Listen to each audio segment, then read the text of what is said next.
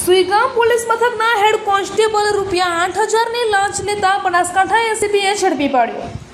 બનાસકાંઠા એસીબીના હાથે એક લાંચિયો કોન્સ્ટેબલ રંગે હાથ ઝડપાયો છે, જેમાં સુઈગામ પોલીસ સ્ટેશનના હેડ કોન્સ્ટેબલે ફરિયાદીના વેવાઈ સામે પોલીસ સ્ટેશનમાં થયેલી અરજીમાં સમાધાન કરાવી નિકાલ કરવા ₹8,000ની લાંચ માંગી હતી। ફરિયાદીએ એસીબીનો સંપર્ક કર્યો હતો, જેથી પાલનપુર એસીબીએ લાંચિયા કોન્સ્ટેબલને લાંચની રકમ સ્વીકારતા જ રંગે હાથ ઝડપી પાડી કાયદેસરની કાર્યવાહી હાથ ધરી છે।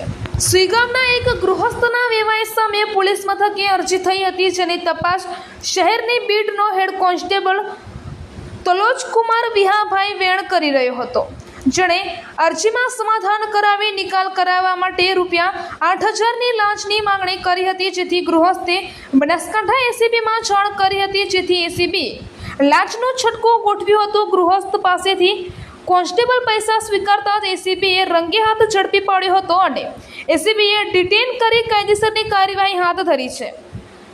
અહેવાલ ગોપાલ કે પૂજારા, ભાભર, બનાસકાંઠા।